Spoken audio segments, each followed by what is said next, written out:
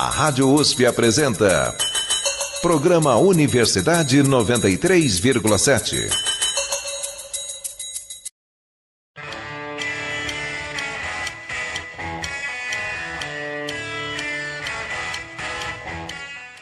Bom dia, caros ouvintes da Rádio USP. Está no ar o meu, o seu, o nosso programa Universidade 93,7. O programa de hoje é para quem gosta de pensar e repensar o mundo por meio da história e da memória. Eu sou Guilherme Caldas e vou ser o seu guia em mais essa jornada sob as ondas do rádio. E o Caldas não tá sozinho nessa. No Universidade 93,7 de hoje, eu, Thomas Toscano, também vou estar aqui levando você numa celebração aos 100 anos do rádio no Brasil. Baita data especial, né não, Caldas? Bota especial nisso. E por ser tão importante para a história do Brasil, a gente vai te contar tudo a respeito dos grandes momentos do rádio. Esse meio de comunicação que tanta gente ama até hoje. Eu, pelo menos, sou um grande fã. Eu também, viu? Não vivo sem. Mas não é só de passado que o nosso rádio é feito, né não? Vamos olhar pra frente e eu queria te perguntar, como vai ser o rádio nos próximos 100 anos, hein, Caldas? Pergunta difícil, hein, Thomas? Você me bota em cada enrascada? Vou até mudar de assunto aqui e partir direto para nossa programação do dia. No programa de hoje, você vai ouvir um encontro inusitado que o rádio teve, além da importância do rádio durante a Segunda Guerra Mundial. Também vai escutar um perfil do Carlos Marighella, para que não reste dúvida sobre a relação rádio e revolução. Vamos contar a verdade por trás da pegadinha de Orson Welles no rádio. E trazer uma reflexão sobre o rádio nos dias de hoje. É jornalismo ou é campanha? E por último, mas não menos relevante, a tal da nossa reflexão clarividente. Para onde vão as ondas sonoras? Sem mais enrolação, com vocês, Universidade 93,7, edição especial 100 anos do rádio.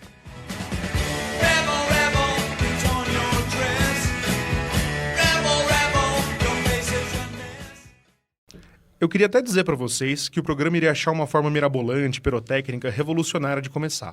Mas a verdade é que a gente vai começar dele mesmo, do começo. E esse tal começo quem conta pra gente é a nossa gloriosa Juliana Matias. Prazer ter você aqui com a gente, Ju. Imagina, muito obrigada pela recepção. Formalidades à parte, conta pra nós o que você preparou, Ju. Então, quem me conhece já deve ter percebido que apelar para o lugar comum não é muito a minha praia, né? Mas para o ouvinte que está me conhecendo agora, eu vou dizer que a minha ideia é um pouco inusitada. Não vou dar nenhum spoiler, mas é um encontro importante para o rádio. Eita! Não precisa dizer mais nada, eu já fui fisgado por esse plot aí. Solta a história da Juliana Matias aí, produção. Eu estava tagarelando mais uma propaganda. Não havia nada demais nesse dia. Tinha 20 anos que eu tinha sido adaptada para ser assim. Oi, olha só, o galanteador que traz gente de todo tipo para a porta da sua loja. Primeiro, eu ouvi a voz da coisa e pensei... é mais um companheiro para fazer volume aos anúncios. Mas eu não localizei nenhum aparelho amigo. Não via nenhum semelhante na multidão de objetos. Quando eu vi, tudo começou a fazer sentido. Sim, a coisa também emitia sons com a voz galanteadora. Sim, a coisa também estava tagarelando. Mas a coisa mostrava o que ela estava falando e pensando. A coisa desenhava. Ela desenhava em velocidades mais altas do que a minha melhor narração de futebol. Cá com meus altos-falantes, eu fiquei maravilhado. Pensei em quantos programas a gente poderia apresentar juntos. Seria uma linda união. Mas... eu percebi que as pessoas que antes vinham com o ouvido colado em mim estavam fascinadas nos desenhos que a coisa mostrava. Eu fiquei com medo. Eu fiquei com medo de ser esquecido, receoso de que minha história não fosse tagarelada pelas 5 regiões do país, aflito de que pudesse existir uma geração que não se lembrasse que o meu nascimento aconteceu para comemorar o centenário da independência do país, temendo que não reconhecessem todo o entretenimento humorístico e musical que eu ofereci para as pessoas nos anos 20, com medo de que a coisa tomasse o meu lugar de primeiro meio de comunicação em massa do Brasil. Estava aflita por ser abandonado por aqueles que precisavam tanto de mim. Mas, após a exaltação inicial, as pessoas voltaram a ser seduzidas pela minha voz. Elas gostaram sim da coisa, assim como eu também gostei. Mas seria impossível ser esquecido de uma hora para outra. A minha voz gera muitas emoções. Alívio, desejo, conforto, raiva, paixão. A coisa tem seu brilho, mas eu jamais deixarei de ter a minha história e importância. Eu nunca me esquecerei dessa lição e nem desse dia.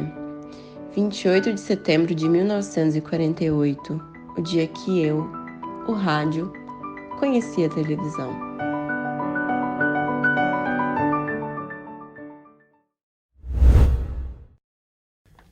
Pô, bem que você me avisou que tinha preparado uma história inusitada, né?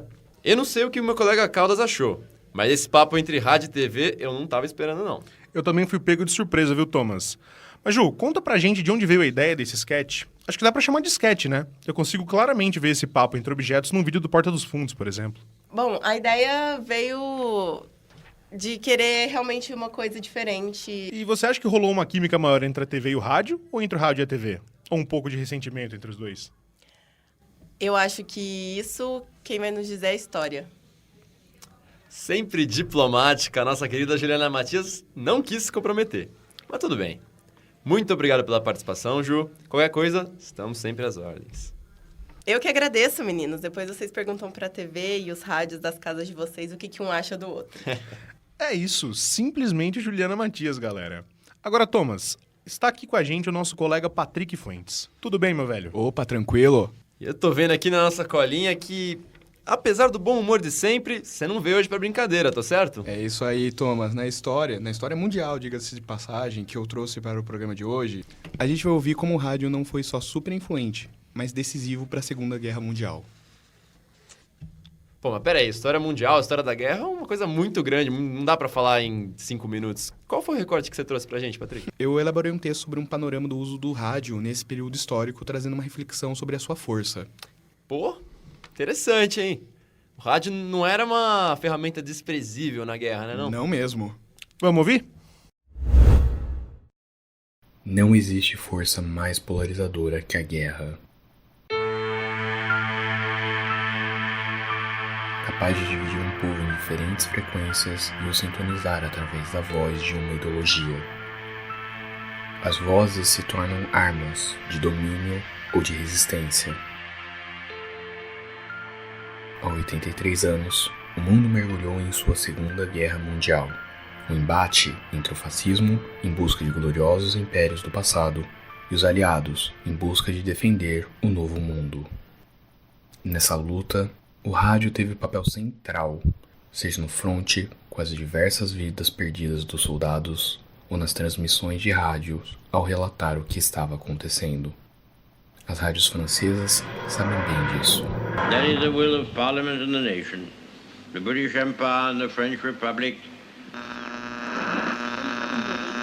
Para a Alemanha nazista, a propaganda de Joseph Goebbels era um braço do exército, mantendo vivo o senso civilizado de ser nazista, de matar seus inimigos em sua fúria ariana.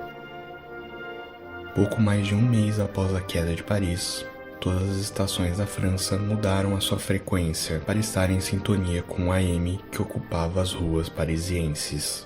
Aos cidadãos, o importante era lembrar que tudo estava normal e que os ideais nazistas eram uma nova luz para brilhar em sua capital. No começo, sutil foram os esforços dos apoiadores das crenças do Terceiro Reich no princípio da dominação nazista.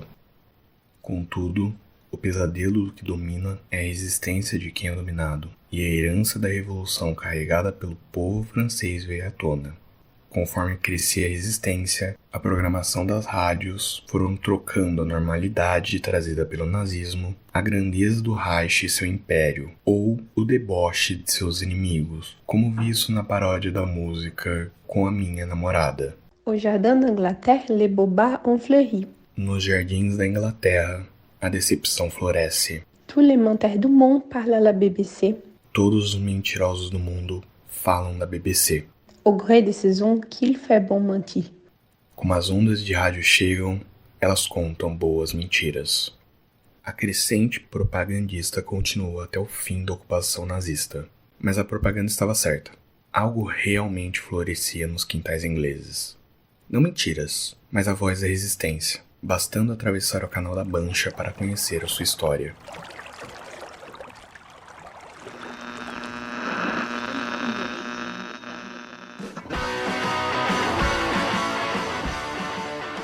A resistência francesa em terras britânicas não demorou a começar. Apenas 3 dias após a ocupação nazista em Paris, o brigadeiro francês Charles de Gaulle usou as rádios inglesas para mandar uma mensagem para toda a França. Quoi qu'il arrive, la flamme de la résistance française ne doit pas s'éteindre et ne s'éteindra pas. O que quer que aconteça, a chama da resistência francesa não deve se extinguir. E não irá se extinguir. A transmissão foi uma fagulha que acendeu uma invasão francesa nas rádios britânicas. Em pouco tempo e diariamente, as rádios passaram a transmitir o programa The French Speak to the French. O francês fala para os franceses. As transmissões napoleônicas levaram ao máximo o esforço para levantar a moral e a identidade francesa durante a ocupação nazista. O fronte britânico de transmissões adotaram as vozes francesas que se levantaram contra o nazismo. Programas da resistência se espalharam por toda a programação. As críticas feitas para fomentar a luta na França foram efetivas. O volume das vozes que se negaram a se silenciar não podia ser interceptada ou impedida pelo governo nazista, mesmo sob o risco de morte aos ouvintes por conta de sua mensagem. Os protestos em forma de música e críticas abertas se mantiveram até a retomada da França pelas forças aliadas. Em 15 de agosto de 1944, após a libertação de Paris, a Rádio Paris, apoiadora do regime nazista, teve suas transmissões encerradas. As transmissões francesas feitas pela resistência nas rádios britânicas também, porém não o seu legado de luta contra a opressão. Olha, não sabia de tudo isso. Que força tem o rádio, não é mesmo? O mais interessante é que depois da guerra, ela continua sendo usada por governos até hoje. Muita gente fala que o rádio morreu, mas ela segue sempre sendo influente. Bom, valeu, Patrick. Agora eu trago para vocês uma crônica que eu fiz sobre uma das figuras mais importantes da nossa história recente, Carlos Marighella. Olha só! Conta aí pra gente um pouco da pesquisa, Guilherme. O que te motivou a falar dele? Não quero dar spoiler, mas nesse momento em que vivemos, é importante entender melhor a luta contra uma ditadura. Isso pode ajudar a relembrar o que de fato significa estar sob um governo autoritário, e muita gente parece que se esqueceu disso. Legal, Gui. Vamos ouvir? Os homens chegavam às repartições para o trabalho e o ronco dos carros poluía as ondas sonoras da maior cidade brasileira quando ouviu-se um ruído diferente do usual. Às 8h30 da manhã daquela sexta-feira, era invadida a transmissão da Rádio Nacional Paulista. Estava no ar a Rádio Libertadora. Estava no ar Carlos Marighella.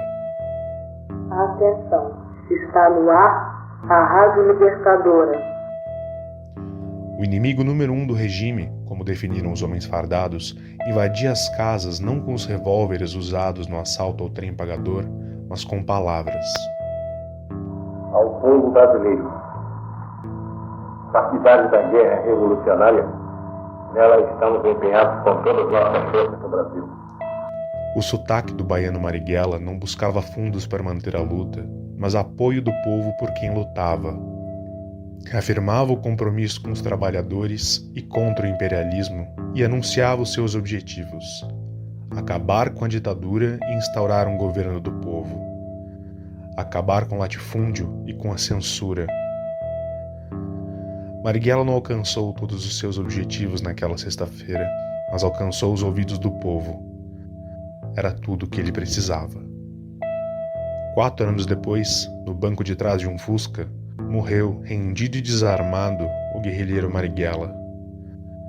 Mas sobrevive a ideia, sobrevive o rádio.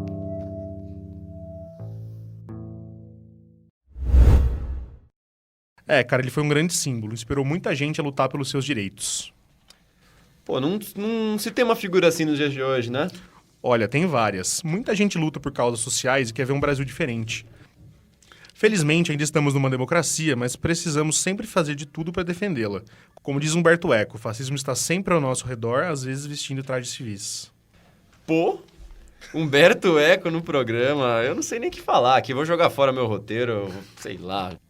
Mas eu vou tentar. Vamos dar um mergulho agora nos bastidores da produção radiofônica.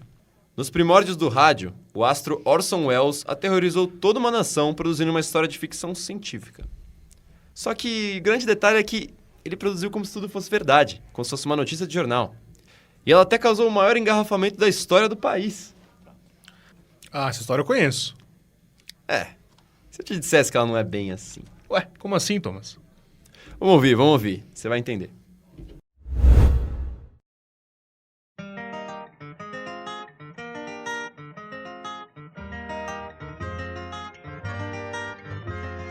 Stars of the Midnight Ranger, shining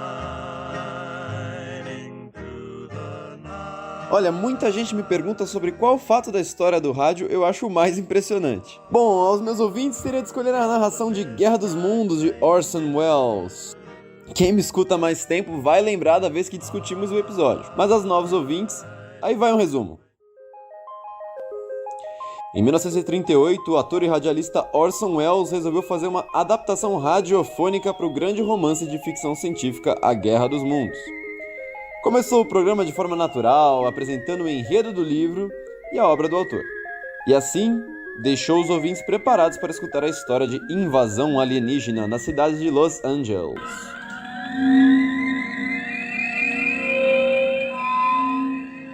O problema foi que após a introdução, sua radionovela teve quase meia hora de um falso noticiário. Isso é, por 30 minutos ininterruptos, Orson Welles deu uma de âncora de jornal e narrou os acontecimentos como se fossem notícias verdadeiras.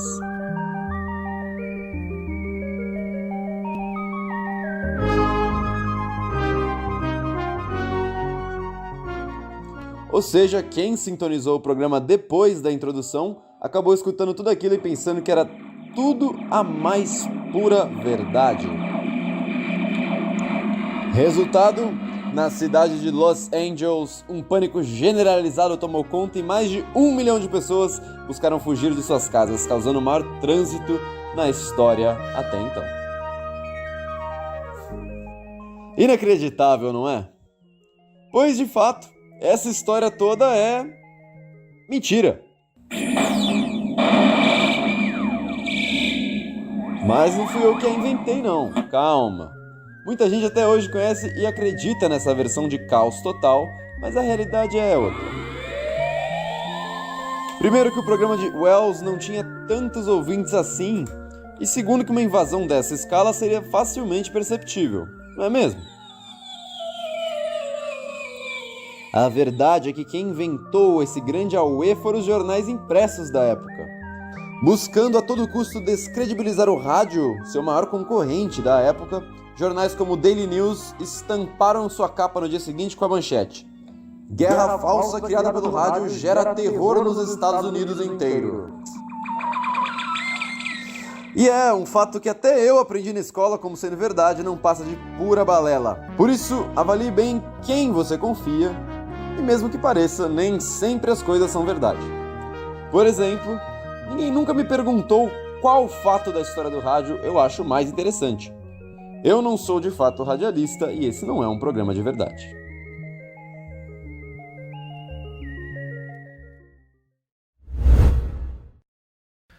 Caramba, eu tô chocado com isso. Desde pequeno eu vi que essa história era assim. Pois é. Pô, eu também achava isso antes de fazer a matéria. Só que fui pesquisar e descobri que não era nada disso, era totalmente diferente. E por que te interessou esse tema em específico? Cara, acho o Orson Welles um cara muito criativo, muito gênio, assim. E mesmo não sendo de fato verdade, esse tipo de transmissão ajudou a expandir e revolucionar as possibilidades do rádio. É um prazer ver como isso chegou até os dias de hoje, né não? É, mas nem tudo são flores, né? Pois é. Giovana, chega mais. Bem-vinda ao programa. Muito obrigada, é um prazer estar aqui com vocês. Giovana Figueiredo, o que é que você está preparando pra gente? Posso esperar mais alguma surpresa igual a do Thomas? Então, gente, a minha crônica tem alguns elementos de reflexão sobre o que acontece no radiojornalismo nos dias de hoje. Não dá para falar sobre os 100 anos do rádio sem falar da atualidade, né? Até porque queremos que essa mídia esteja presente por mais um século. É isso aí. Bora conferir a matéria, então?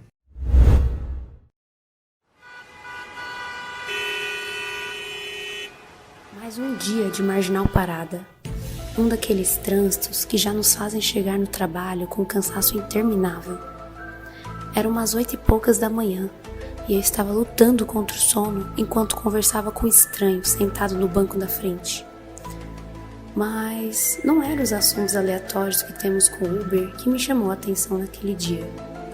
Enquanto tentávamos passar o tempo falando sobre o clima doido de São Paulo e o jogo do Corinthians que teria à noite, eu não conseguia parar de direcionar meus ouvidos para o que tocava no rádio daquele carro.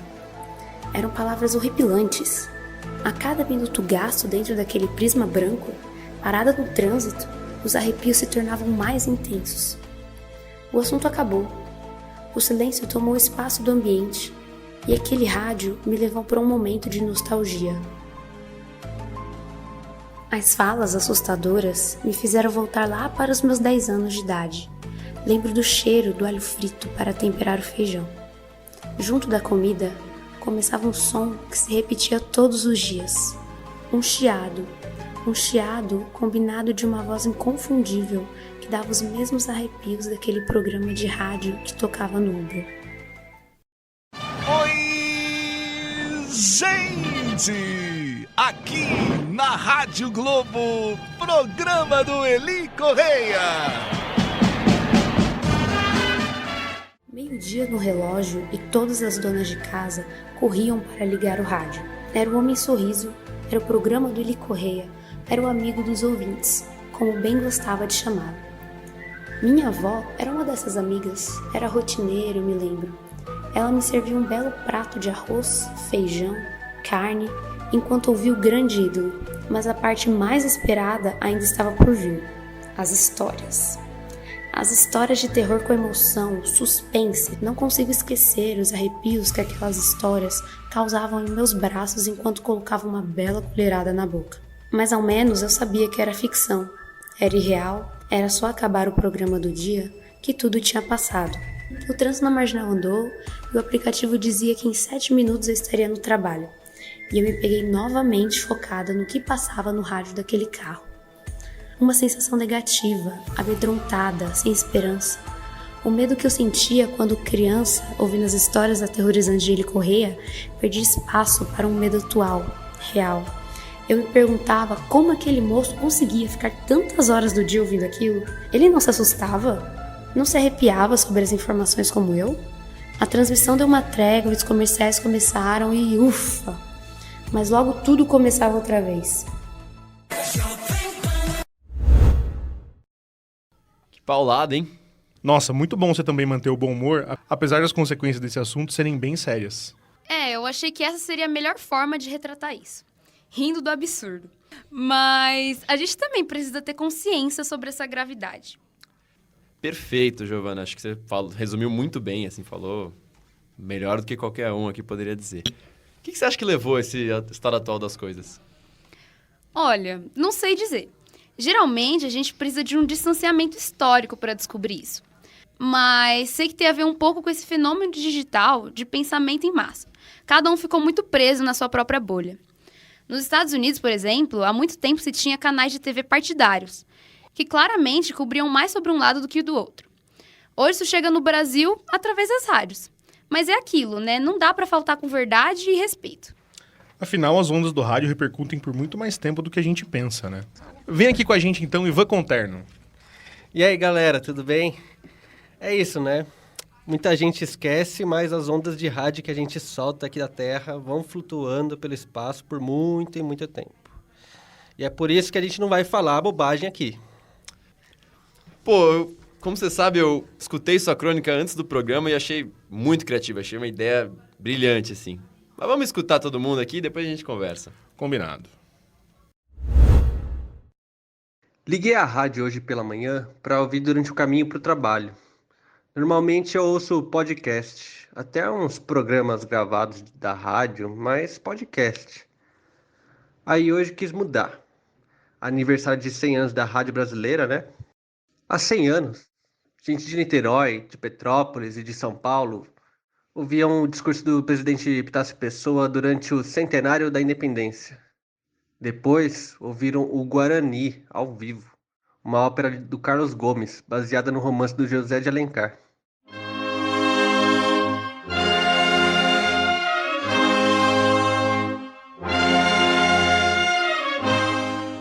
Essa é tida como a primeira transmissão de rádio no Brasil. embora já houvesse uma rádio transmitindo em Recife 2 anos antes. Daqui a bilhões de anos, quando a Terra for engolida pelo Sol, as ondas de rádio serão a última herança deixada no universo pela humanidade. Isso porque as ondas de rádio caminham durante milhões de anos pelo espaço na velocidade da luz.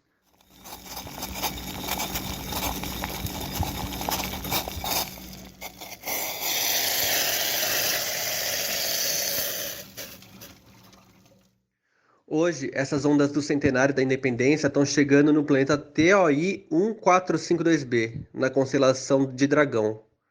O planeta Belero-Fonte, na constelação de Pégaso, recebeu tudo isso há 50 anos. Se houver vida inteligente e sintonizada, não só lá, aqui também, né? Logo a gente vai poder receber uma resposta. Alô, terráqueos! Ouvimos a música chamada O Guarani. Muito boa, por sinal. Opa, o sinal tá ruim aqui. Mas então, depois de um tempo que ouvimos aquela música do Guarani, só temos ouvido agora músicas que falam sobre Guaraná. Nós preferimos Guarani mesmo. Poderiam voltar à programação original?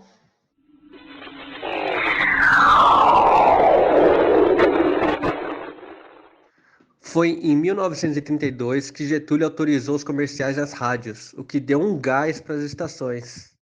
Se eles pudessem provar o refrigerante por meio das ondas de rádio, pelo menos.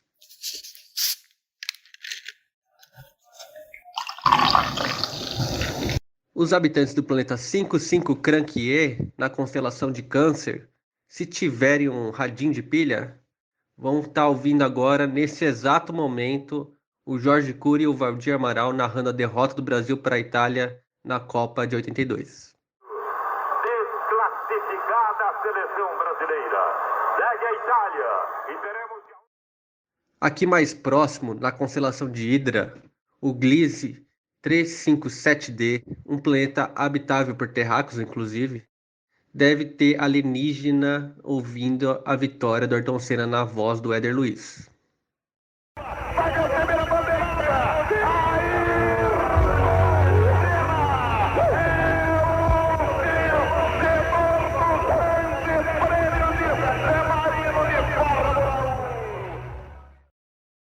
O problema é que nas próximas décadas, alguns dos nossos amigos alienígenas vão conhecer a gente também pelos discursos lunáticos daquela rádio que tocava Summer Hits nos anos 90. Aquela rádio que tem uns humoristas que lambem as botas do presidente. Cara, é uma questão humanitária acabar com isso. É o nosso legado que está em jogo. Na melhor das hipóteses, os ETs vão elogiar a gente por conseguir transmitir sinal de rádio em plena Idade Média. Será que os alienígenas vão nos escutar também? Olha, se sim, um grande beijo pra eles e eu espero que eles venham em paz. E que eles fiquem sabendo também que não somos todos assim tão ignorantes. Vale ressaltar isso. Ivan, qual onda de rádio você gostaria de imortalizar? Boa pergunta. Acho que eu gostaria de imortalizar algumas músicas que eu ouvi pela primeira vez pelo rádio, do Cidade Negra, Mucama, Luta de Classes. Eu tenho boas recordações delas na rádio. Vou até anotar aqui, muito boas músicas, querido. Pessoal, vai se encerrando agora a edição dessa semana da Rádio Rebelde. Agradecemos à Rádio USP pelo espaço concedido por aqui e desejamos a todos uma excelente semana. Isso aí, pessoal. O rádio faz 100 anos e com a ajuda de vocês faremos 200. 200 não, nós vamos pra 1000. 1 milhão que seja. Vida longa ao rádio. É isso aí, pessoal. O programa de hoje teve a apresentação de Guilherme Caldas e Thomas Toscano, a dupla dinâmica. E atrás dos microfones, as matérias foram realizadas por Juliana Matias, Giovana Oliveira, Patrick Fuentes, Ivan Conterno e nós dois, Thomas e Guilherme. A trilha sonora do programa é do nosso querido e rebelde David Bowie, e o conteúdo do programa ficará disponível no site usp.br/radiojornalismo. Bom dia! Por hoje é só, pessoal. Muito obrigado aos nossos ouvintes e até a próxima. Um bom dia. Até!